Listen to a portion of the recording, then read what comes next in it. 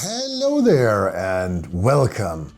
I'm Ole Brønner, and if you're new here, I really hope I'll earn you a subscription today. In this video, we are going to build the entrance for a mine. I will do this video in several parts. I don't know how many yet. Last time I did it, building a temple, I thought it was 3. I ended up at 7. But I am going to use some of the materials I brought home from Norway. I have this reindeer moss and some of the bark. And I also got some scrap foam for building some rocks. And then I got some of this awful foam. It's good for making a structure, but texture, no way. It is EPS foam and it's very difficult to work with, but just building structures for mountains and supports and then decorate it with the good foam. We got a lot of work in front of us. Let's get started.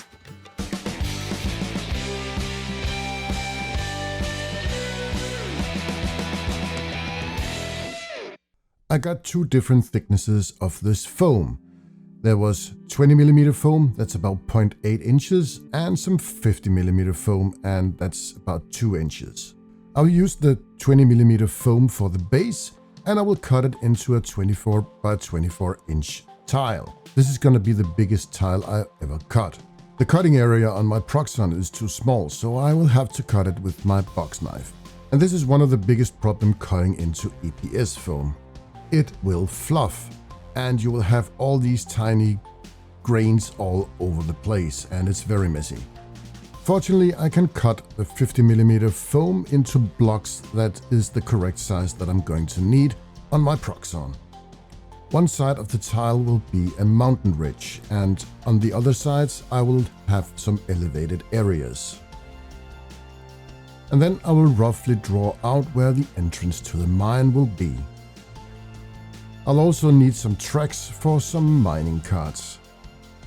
I have 3D printed some of these small mining carts, and they are in 2 parts. And this is a great thing for me because recently I built a crane. And I want to lift up the top part of the cart with the crane, so it can lift it over to a wash plant that I'm going to build here. And over on the opposite side, there will be room for a camp. But I think the mountain ridge is too thick, so I will move it further back and cut it to size. And I can carve out the entrance to the mine at the same time. With my handheld hotwire cutter, I will cut out some rough structures that will look like a mountain. As I mentioned before, this EPS foam is not very good for texture, and we will get back to that later. But for now, I'll just hot glue in all the parts that will be the structure for this mountain. Did you see the same thing as I did? The tracks are totally wrong. I flipped it the opposite way when I just started to glue in all the mountain parts. So I will draw up this new track. But this is actually a waste of time. This was just to give me an idea of how the track would look like. But as I was working on this project, I wanted this to be more versatile. So this doesn't necessarily need to be a mine.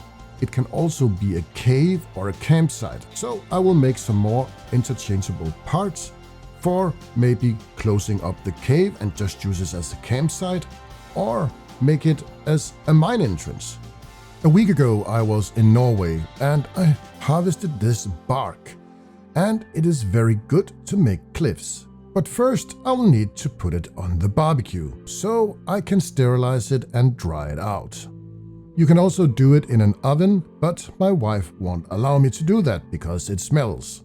And I can just leave it here for about half an hour, but I forgot all about it. I left it there for maybe 2 or 3 hours, and now I got charcoal. It has become very fragile, but it still has the structure I like. And I think I might still use it. It just needs some Mod Podge to stabilize it.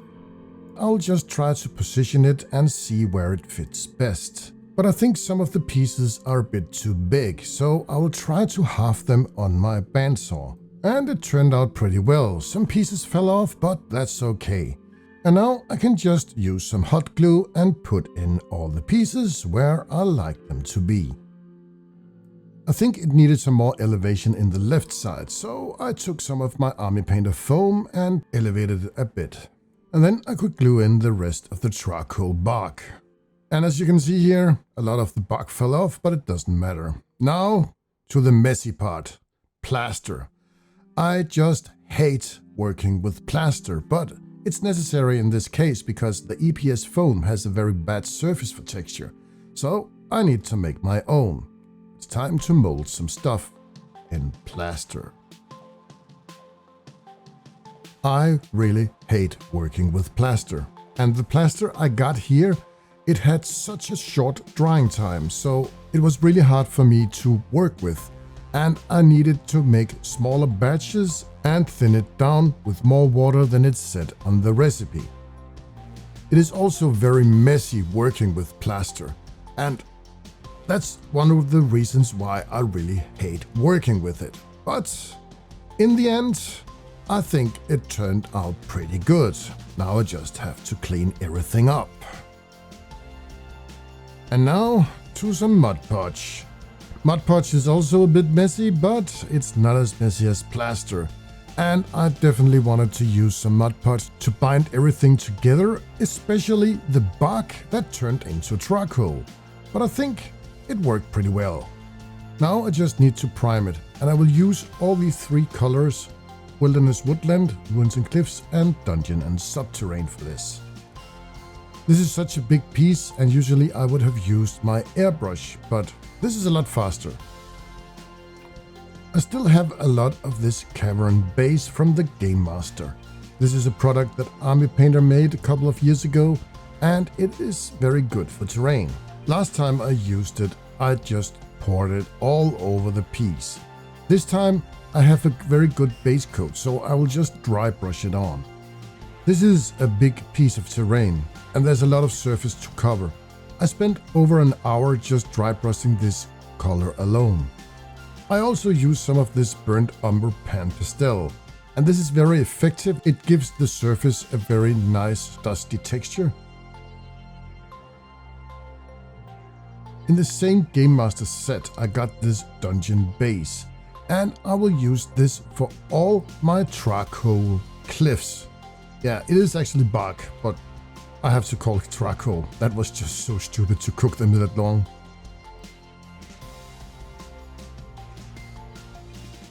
And in the same set we have this dungeon highlights, and I'll use that for highlighting all the cliff areas.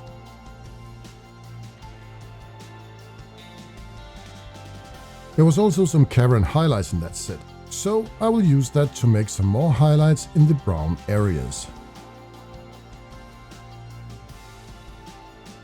For all the grey areas on the cliffs, I will use this dark tone to give it some more depth.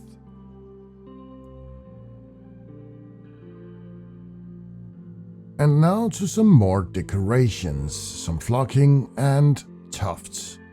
And most important, some of the reindeer moss I got back in Norway. I'll use some Mod Podge and a brush and apply it where I want the flocking to go. I'll just do it on a small area at a time and just build it up all over the terrain. First, I will start with some lemon tea. Yeah, this is actually tea, and it works perfect as flocking, like a base of undergrowth. And then some battlefield grass from the Army Painter. And then I will mix in some of the summer undergrowth, also from the Army Painter. I rarely use my static grass applicator, but I think this is suitable for this project. But before that, I will use some watered down PVA glue from a spray bottle. And then I can use my static grass applicator and apply some grass to this terrain. I will also attach some of this reindeer moss. I use some Mod Podge and just let it sit there. I'll also use some flocking and tufts on the flat surfaces on the cliffside.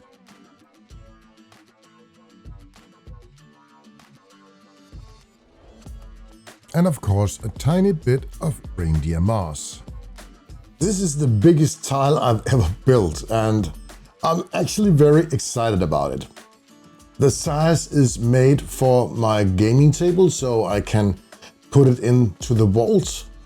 And I didn't get very far in this video, but I was actually running out of time. In the next video of this mine, because this is not only going to be a mine, we are going to build the mining tracks and use the crane and build a wash plant. And what else will come after that? Who knows? But let's have a close-up look how this turned out.